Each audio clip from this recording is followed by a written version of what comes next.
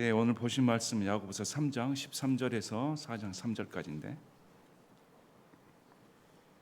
우리 지난주에 혀를 조심하라 말씀을 전했습니다. 혀를 조심하라 말씀을 드렸더니 밴드에 글이 올라오질 않습니다. 서로 얘기를 하지 않는 모양입니다. 너무 눈치 보다 보니까 내가 이제까지 또 말 실수할까 봐 서로 조심하는 모양인데, 원래 혀를 제일 조심해야 할 사람이 누굴까요? 선생이 되고자 하는 자들. 그러면 교회에서 제일 조심해야 할 사람이 접니다. 목사가 제일 말을 많이 하니까. 근데 요즘에 자칭 하나님의 종이라고 한 사람들이 너무 막말로 쏟아붓지 않습니까? 덕스럽지 못한 말로 그냥 하나님의 종이라는 자칭입니다. 권위를 내세워 막말을 쏟아붓는데 성경에는 전혀 다르게 말합니다. 그렇게 말을 함부로 하는 것은 하나님의 종이 아니라는 사실입니다. 내가 하나님을 잘 믿고 하나님을 섬긴다고 하면 먼저 말 조심해야 됩니다. 말이 상대방에게 어떤 영향을 끼치는가 고려해야 됩니다. 그래서 성경에서 말하는 자유는 내 멋대로 사는 것이 자유가 아니라 상대방을 고려하는 자유입니다. 하나님의 말씀을 따르는 자유이지, 우리가 흔히 생각하는 자유니까 내가 마음대로 살아도 된다, 이건 자유가 아니라 죄입니다. 나의 말로 다른 사람이 상처를 받게 하는 건 죄라고 성경은 말씀을 합니다. 그럼 회개해야 되는 것입니다. 그런 면에서는 저와 여러분이 다 회개해야 됩니다. 다 회개하고 이제 내가 바르게 살아야겠다, 바르게 하나님 말씀을 믿어야겠다. 그래서 성경에서는 이 혀가 문제를 많이 일으키고, 특히 교회 내에서, 교회같이 말이 많은 곳이 어디가 있습니까? 아마 말이 제일 많은 곳이 교회이고, 분란의 첫째 원인이 말 때문입니다.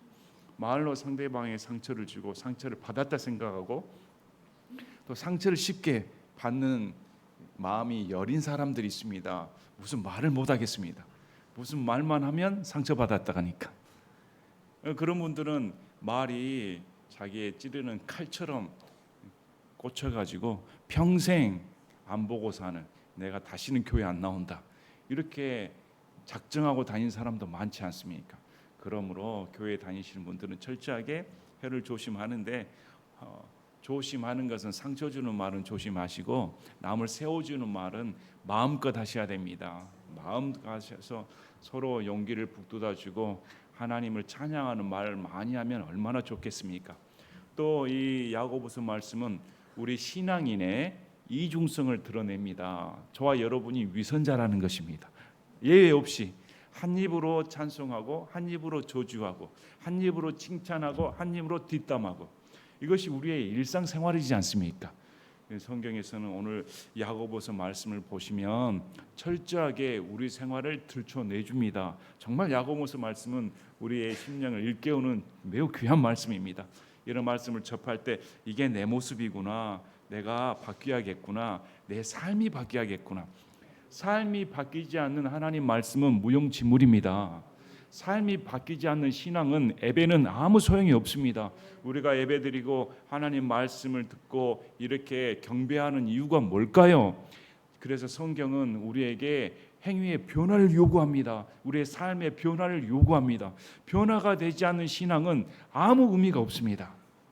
이전보다는 나아야 되지 않습니까? 더보다는 더 하나님을 알아야 되지 않습니까? 그래서 오늘 이제 이어서 나오는 말씀입니다. 혀를 조심하라 했는데 이 혀를 조심하는 것은 어디서부터 비롯되는가? 오늘 두 가지 지혜에 나옵니다. 땅으로부터 나오는 지혜, 마귀에 속한 지혜입니다. 이 지혜는 거짓된 지혜입니다. 지혜라는 틀을 가지고 있는데 그 지혜 안에는 삶을 윤택하게 하는 지혜가 아니라 죄의 원상지가 되어 있다는 것입니다. 그러나 하늘로부터, 위로부터 나오는 지혜는 그 안에 선한 열매를 맺을 수밖에 없는 그런 열매를 담고 있다. 여러분, 이 믿음에도 두 종류가 있다고 하였습니다. 진짜 믿음은 행위를 포함하고 있습니다. 진짜 믿음은 행위의 결과물을 냅니다. 그러나 가짜 믿음은 결과물을 내지 않습니다. 믿는다고 하는데 여전하다는 것입니다. 변화가 없습니다. 이건 가짜입니다. 우리 단팥빵 얘기 들어보셨죠? 빵 모습은 빵인데 이걸 열어봐야 안에 단팥이 있는 줄 압니다. 단팥빵이라면 빵 안에 단팥이 들어있어야 단팥빵입니다. 빵에 단팥이 들어있지 않으면 그건 단팥빵이 아닙니다. 믿음도 마찬가지입니다. 믿음 안에 행위가 들어있어야 이게 참다운 믿음입니다. 여기서 말하는 지혜도 마찬가지입니다. 우리가 성경의 가르침의 지혜, 위로부터 오는 지혜는 행위를 포함하고 있다. 특히 그 행위 중에 온유를 포함하고 있다는 것입니다. 온유를 포함하지 않는 지혜는 가짜 지혜이다. 그래서 오늘 보시면 우리가 지혜로운 자인가, 저와 여러분이 정말 지혜로운 자인가, 아니면 지식이 있는 자인가. 성경 지식이 있다고 하는데, 하나님 말씀을 알고 있다고 하는데, 성경에서는 그 아는 정도, 그 다음에 지혜의 정도를 무엇으로 평가하는가? 온유입니다. 우리 옛말이 딱 맞습니다. 벼는 익을수록 고개를 숙인다. 더 겸손하게 된다. 더 온유하게 된다. 하나님을 알면 알수록 더 겸손하고 더 온유하게 됩니다. 그런데 신앙생활을 한다고, 특히 킹제임스 성경 믿는다고 하는 사람들, 성경 지식은 막 잔뜩 쌓여서 머리는 커가져 가는데 온유함은 없이 그냥 교만하고 막말하고 남 비판하고 정죄하고 자신의 모습은 전혀 생각지 않은 그런 목회자들 얼마나 많습니까? 그것은 잘못 믿고 있는 것입니다. 그것은 하나님을 아는 것이 아닙니다. 그래서 오늘 말씀을 보시면서 남 생각할 게 아니라 이게 내 모습이구나, 나는 과연 지식을 습득하고 있는가, 과연 나는 지혜로운 자인가, 한번 오늘 또 우리의 모습을 살펴보는 그런 시간 되시기를 진심으로 바랍니다.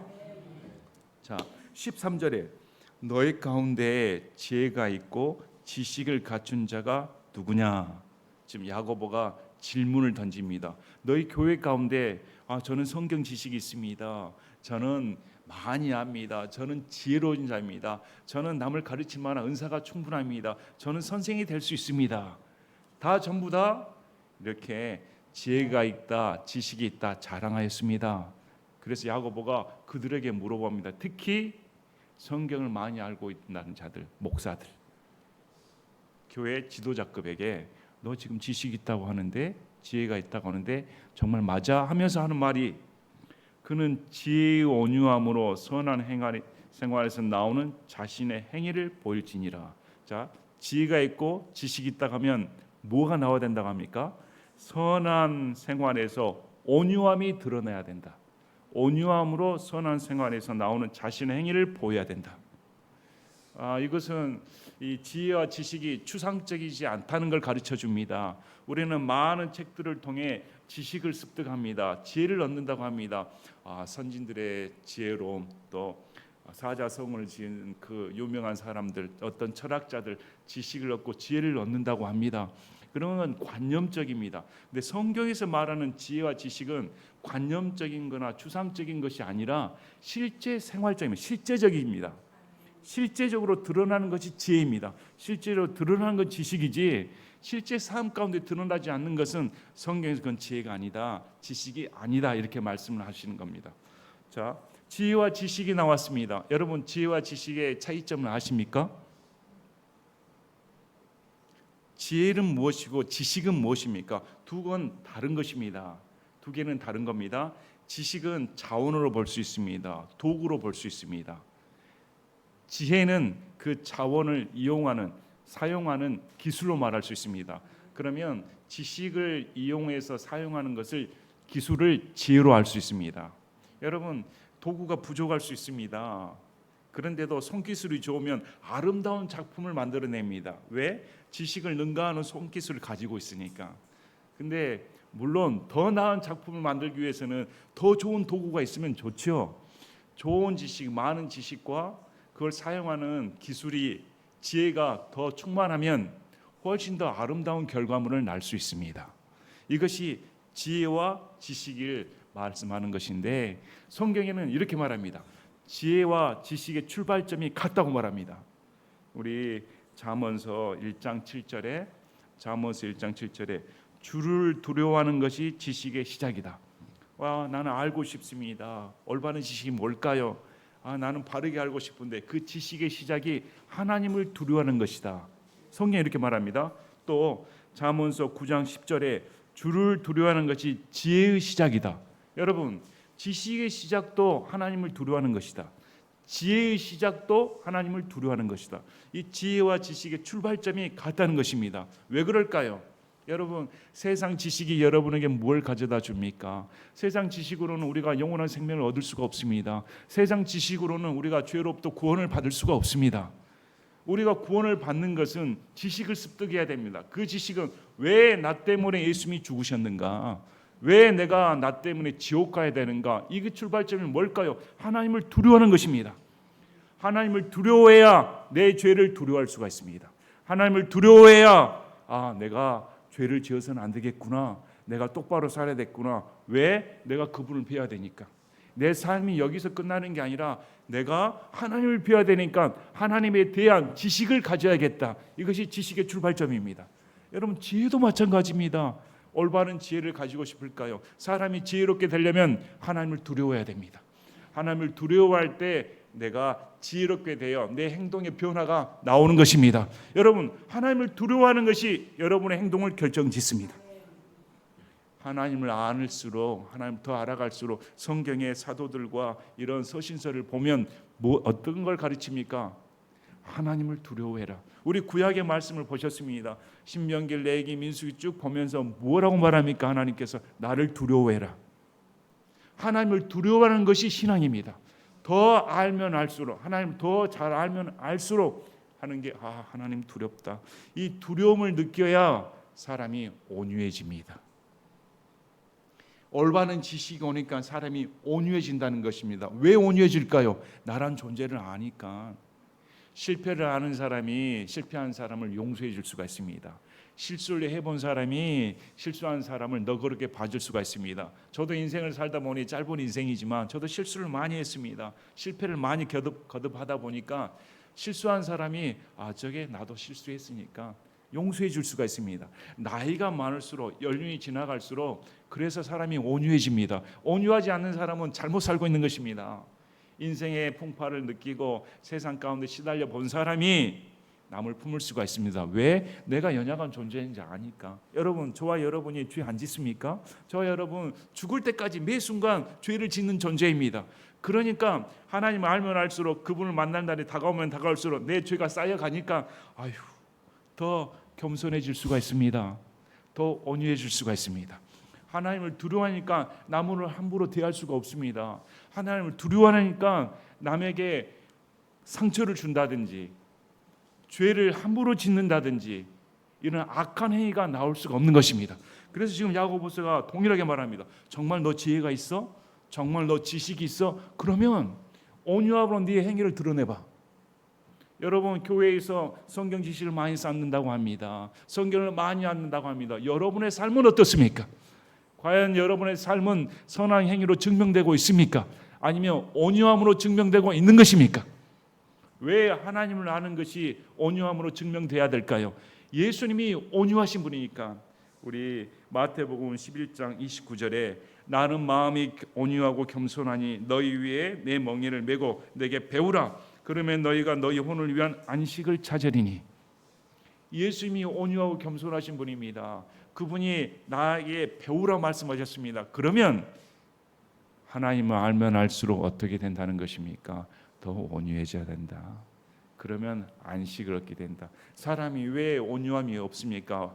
온유함이 없으니까 안식이 없는 것입니다. 마음속에 다툼이 있고 욕심이 있고 있는데 어떻게 마음이 평정할 수가 있습니까? 남보다 더 이기고자 하는 욕망에 사로잡혔는데 어떻게 마음이 온유해질 수가 있습니까? 그러나 예수님 보시기 바랍니다. 예수님 우리를 위해 모든 걸 다 주셨습니다. 목숨까지 내버려 두셨습니다. 그분을 따른다 하면 어떻게 형제를 미워할 수가 있습니까? 어떻게 형제를 시기할 수가 있습니까? 어떻게 형제 간에 다툼이 벌어질 수가 있습니까? 예수님을 안다 하면 온유함이 나올 수밖에 없다. 연수가 지날수록 이런 우리들의 삶 가운데 온유가 없다 하면 우리의 지혜와 지식은 가짜였다. 우리의 신앙은 가짜였다는 것입니다. 그래서 지금 야고보가 오늘 말씀을 통해 우리에게 도전을 주는 것입니다. 여러분의 삶을 보시길 바라면 정말 여러분은 온유합니까? 정말 여러분은 온유합니까? 그러나 우리의 본성이 그러지 않습니다. 우리의 본성은 이 온유를 싫어합니다. 왜? 나를 드러내고 싶으니까, 버럭버럭 소리를 지르고 싶으니까, 내 성질대로 살고 싶으니까, 인간의 욕구대로 살고 싶으니까. 그래서 온유는 하늘로부터 오는 것이기 때문에 땅에 속한 내 지체와 반대 경향입니다. 그래서 성경에서 너희 지체를 죽여라. 그렇지 않고는 온유함을 얻을 수가 없습니다. 다시 여러분의 말씀을 드리지만 이 온유가 없는 지혜와 지식은 가짜입니다. 지혜와 지식의 올바른 것은 반드시 온유함으로 증명돼야 된다. 그러면 오늘날들 목회자 중에 수많은 사람들이 빵점입니다. 저도 거기에 속할 수가 있습니다. 저도 조심해야 되고, 저도 가르친다고 하는데, 말씀을 나누고 하는데, 이 가운데 말씀을 전하면서 아유, 오늘 목사님 성질대로 하신대, 이러면 무슨 덕이 되겠습니까? 말씀을 전해도 또 내 삶 가운데서도 이 온유함이 증명돼야 된다.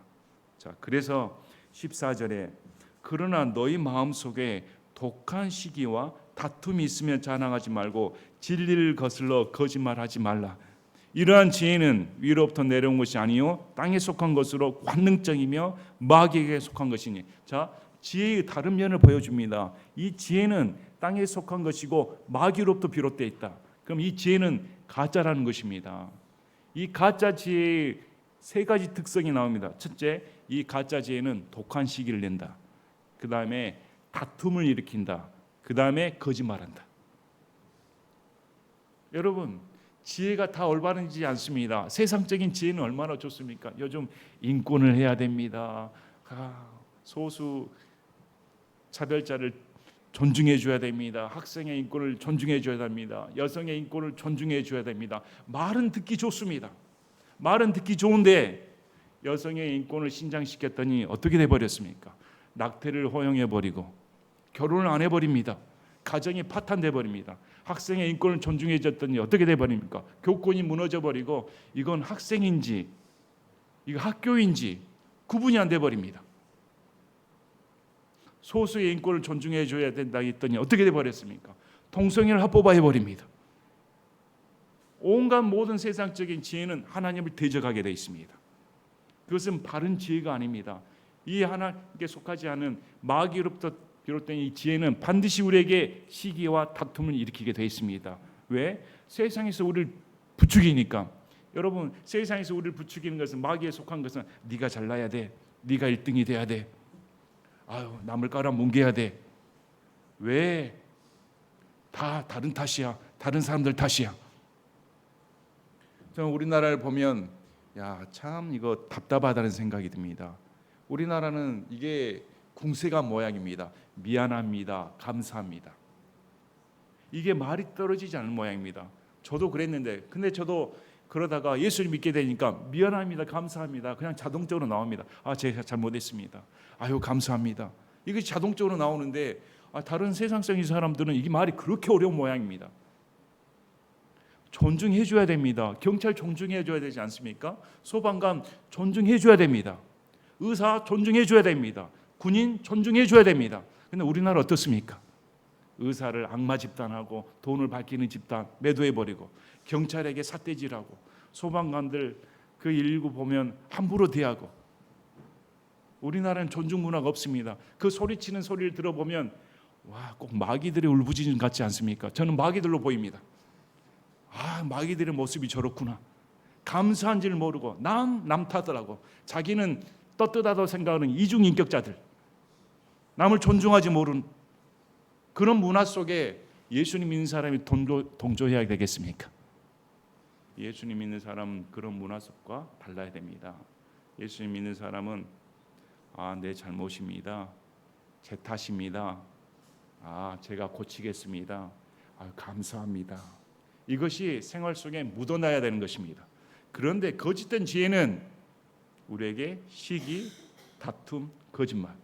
거짓말의 애비가 누굽니까? 거짓의 애비가 누굽니까? 마귀입니다. 오늘날 정치권부터 사회 전반에 거짓말을 부끄러워하지 않습니다. 한국 문화가 그렇다고 세상 서구 문화에서도 한국 민족들은 거짓말을 떳떳이 하는 민족들, 부끄러워하지 않는 민족들. 거짓말을 부끄러워해야 할 텐데 그걸 삶의 지혜로 생각합니다. 거짓말 해가지고 다 상황을 피해 나가는 것, 요리조리 피해 나가며 이득 보는 것을 오히려 삶의 지혜로 합니다. 너도 거짓말해, 너도 욕하고 살아, 너도 지르고 살아, 왜 바보같이 살아? 너도 한번 지르고 살아야 그것이 똑똑한 사람이지, 악해야 되지, 독해야 되지. 교회에서도 그렇게 가르치지 않습니까? 학생들에게 너도 독해야 되지. 참고 살면 바보로 여겨지는 이 사회. 성경에서는 우리에게 바보가 되라고 가르치는 것 같습니다. 성경에서는 우리에게 참고 살라고 하니까, 당하고 살라고 하니까. 여러분, 세상에서 보면 제일 어리석은 자 아닙니까?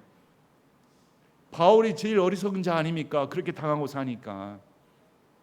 온갖 핍박과 고난 속에서 당하고 사는 것이 우리의 업보입니다. 왜? 예수님 믿는 사람이 그렇게 살아야 된다고 예수님이 가르치셨으니까. 정당한 것에 대한 대가는 요구할 수 있지만 부당한 것에 대한 대가를 우리가 지불하지 않을 수도 있지만 어차피 이 세상은 예수님 믿는 사람과 맞지 않습니다. 그래서 이 시기와 다툼이 어디서 비롯됐는가? 그건 땅에 속했다. 그건 마귀로부터 온 것이다. 따라가지 말라고 하는 것입니다. 자,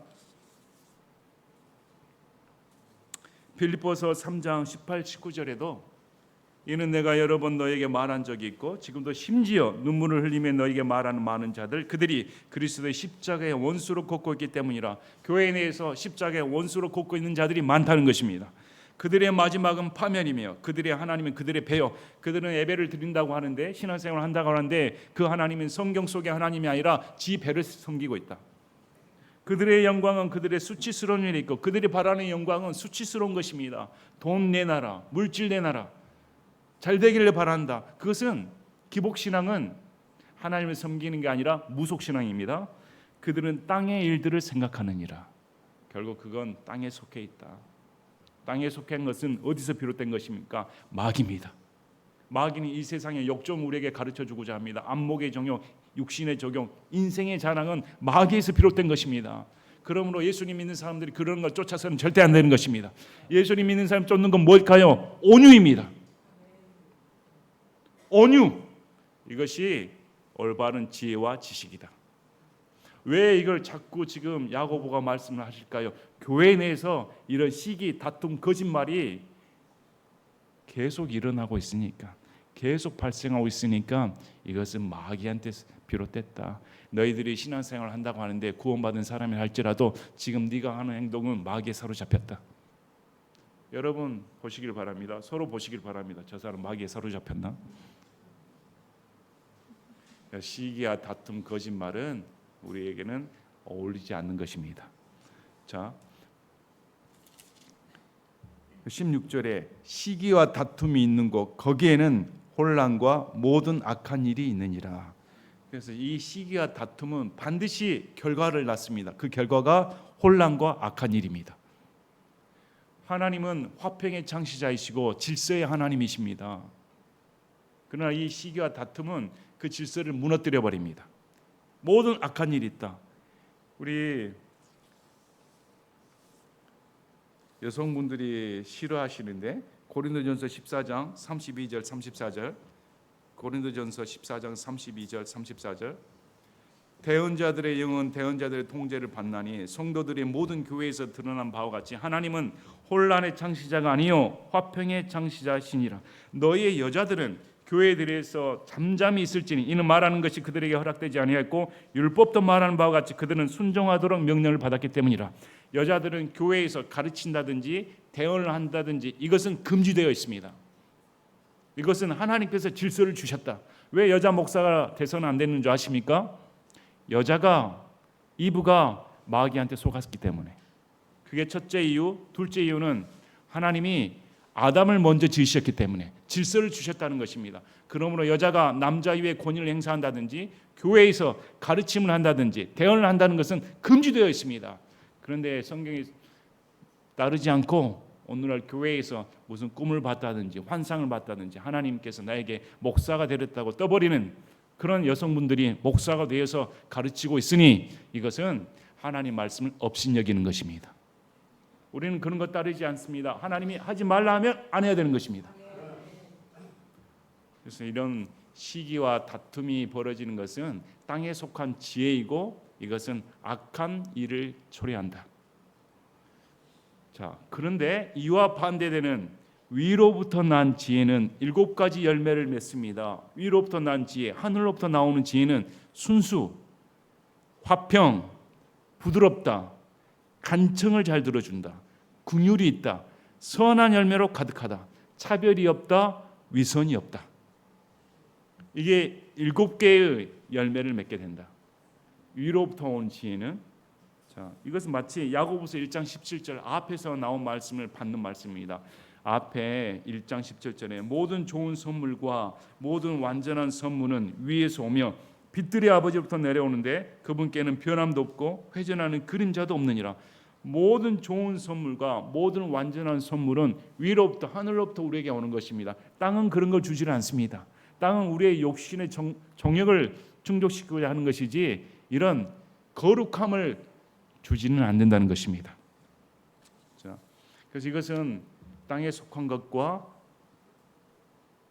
하늘로부터 속한 것을 가리는데, 마치 갈라디아서 5장 19절에서 23절까지 육신의 열매와 성령의 열매를 보시면 알게 됩니다.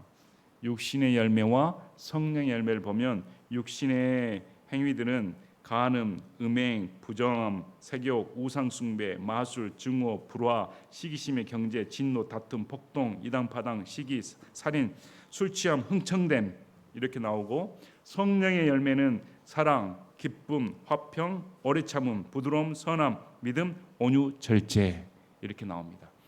그래서 하늘로부터 나오는 지혜는 성령의 열매를 맺게 해줍니다. 우리가 예수님 믿게 되면 성령님께서 내 안에 내주하셔서 하나님을 알면 알수록, 그분과 교제하면 교제할수록 성령께서 나의 육신의 정욕들을 죽여주시고 우리 가운데 이런 7가지의 열매가 나올 수밖에 없습니다. 첫째, 순수하다. 거짓이 없다는 것입니다.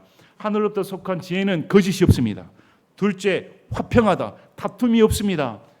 하늘로부터 난 지혜는 성도 간에 화평을 줍니다. 셋째, 부드럽다. 온유하다는 것입니다.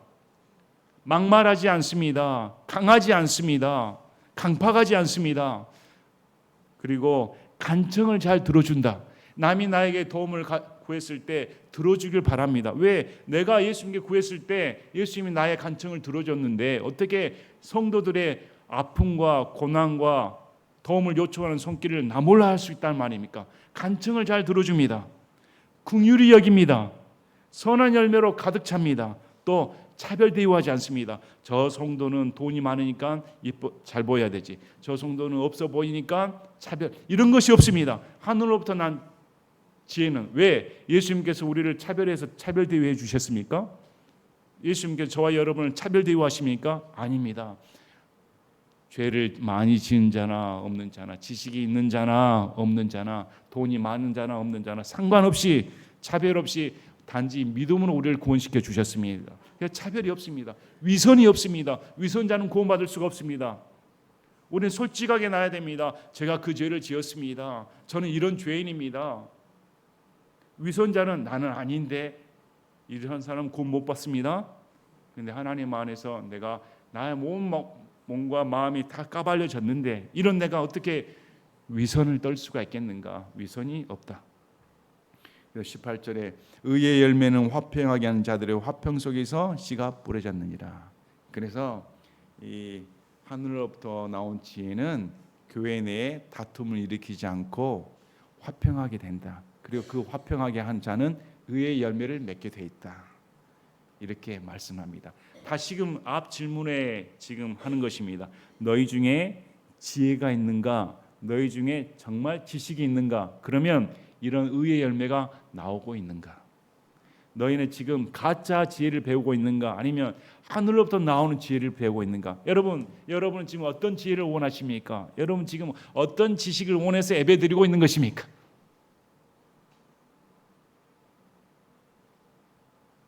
저와 여러분 모두가 예수님을 알기를 더 원합니다. 정말 예수님과 깊은 교제를 나누시기를 원합니다.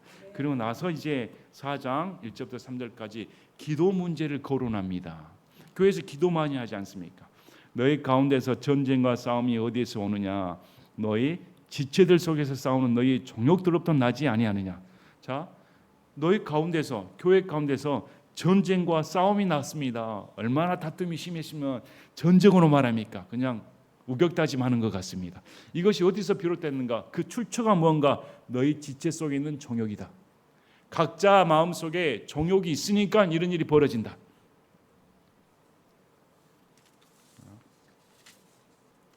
우리 로마서 7장 말씀을 보시면 우리 안에 지체가 싸웁니다.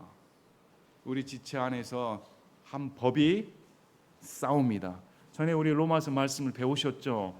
킹제임스 성경처럼 죄와 죄들이 구분되어 있어야 됩니다. 성경에서는 죄를 없애지 않으셨습니다. 우리 죄들을 용서해 주시고 죄로부터는 죄를 없애는 게 아니라 죄로부터 해방시켜 준 것입니다. 죄는 그대로 있는데, 그래서 나는 죄가 없다 하면 그건 거짓말하는 자입니다. 내 안에 내주하는 죄가 있습니다. 여전히 나는 죄이고 이 죄는 육신에서 부렸되어 있습니다. 이 죄가 없어지려면 저와 여러분이 이 육신을 벗어버리는 죽음을 맞이하든지 아니면 몸이 변화되어 휴거가 되든지 이래야 죄 문제가 해결되는 것이지, 이 살아있는 동안에는 죄 안 짓는 사람이 어디가 있습니까? 내 안에 죄가 있습니다. 그래서 사도 바울도 고민하지 않습니까? 고통합니다. 죄 없는 자로 여기는 것이 아니라 죄로부터 죽은 자로 여기라는 것이 성경의 진리입니다. 이해하시겠습니까?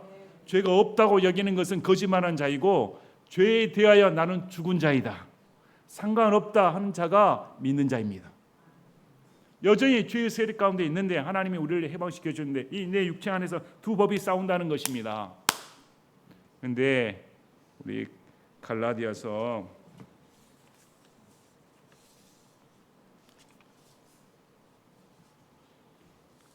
5장 말씀을 보시면 24절에 그리스도께 속한 자들은 애착들과 정욕들과 함께 육신을 십자가에 못 박았느니라. 저와 여러분의 육신, 나는 이미 죽어버렸습니다. 죄에 대하여 나는 죽어버렸습니다. 내 육신은 죽어버렸습니다. 이렇게 여기라는 것입니다.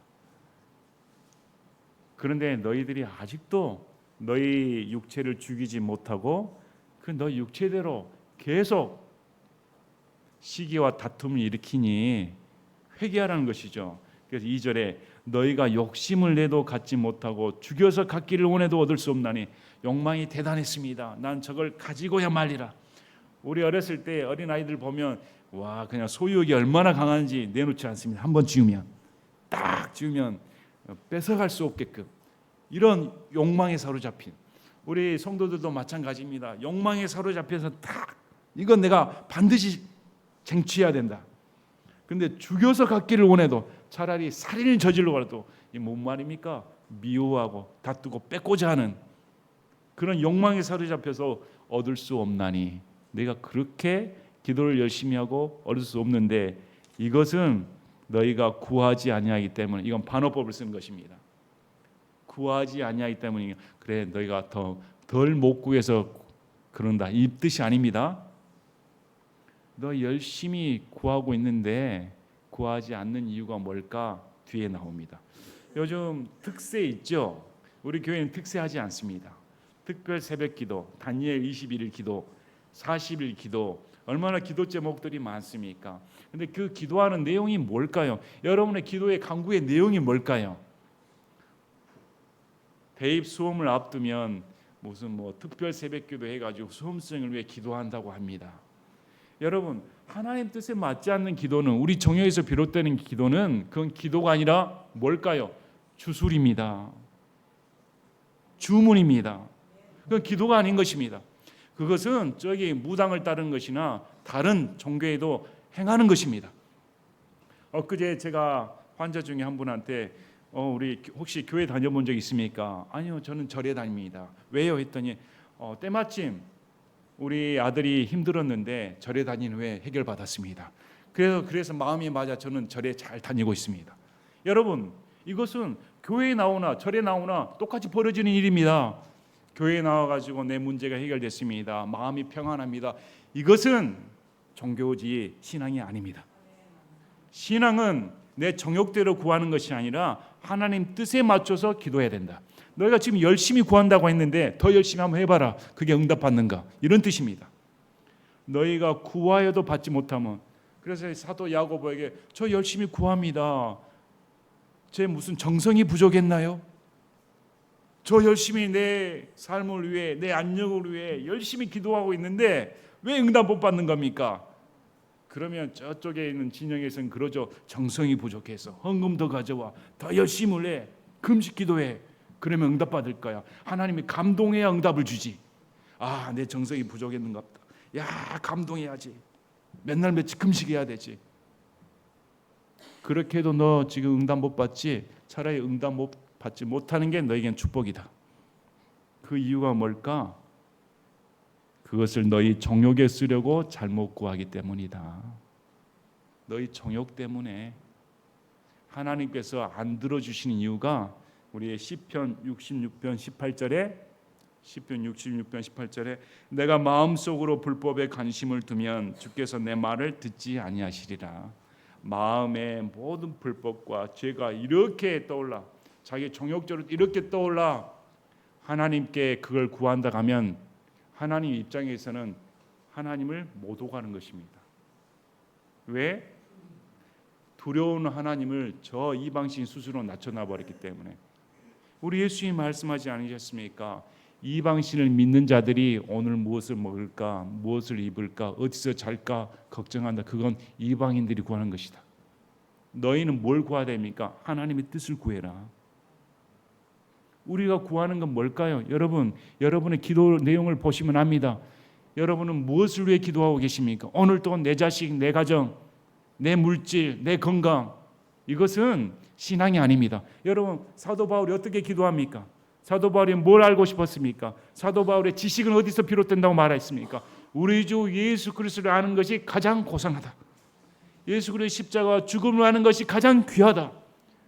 우리 기도 제목이 날마다 죽을 때까지 예수님의 십자가를 알기 원합니다. 십자가에 달린 예수님의 사랑을 알기 원합니다. 이렇게 기도한다 하면 저와 여러분은 벌써 성자가 되었을 것입니다. 정말 죄를 멀리하고 인생 가운데 예수 그리스도의 향기를 뿜어내는 그런 신앙인이 진작 되었을 것입니다. 참 우리가 어떻게 신앙생활을 해야 되는가? 정말 내가 내 기도 내용이 무엇일까?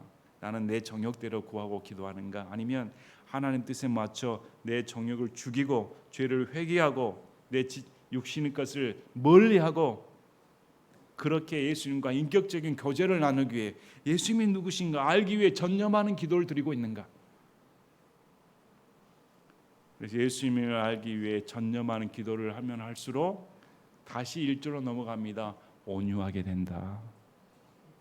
부드럽게 된다. 열매를 맺게 된다. 시기와 다툼은 존재하지 않는다. 우리 교회가 분란이 없으려면 또 성도들 간에 사랑과 화평이 넘치려면 뭘 구해야 됩니까? 예수님의 십자가와 죽으심을 위해 기도하셔야 됩니다. 그분을 더 잘 알아야겠다. 아멘. 참 야고보서 말씀은 저도 준비하면서 이렇구나. 참 제 모습을 많이 보게끔 되었습니다. 특히 말씀을 설교한다고 하는데 여러분이 제 일주일 삶을 보면 저분이 목사야? 정말 말씀을 설교할 수 있나? 이렇게 비난해도 할 말이 없는 자입니다. 그만큼 이중적이고 위선적인 삶을 사는 사람이 가장 목사가 아닌가 싶습니다. 그래서 오늘 말씀을 통해 저도 회개하고 예수의 십자가를 알면 알수록 내 모습이 이렇구나. 진짜 가장 귀한 것은 내가 우리 주님을 배울 텐데 우리 예수님을 배울 날이 성큼성큼 내 앞에 다가오는데 그분을 두려워하는 것이 내 신앙의 시작이다. 이렇게 결단하는 저와 여러분이 되시기를 진심으로 바랍니다. 제가 기도하고 마치겠습니다.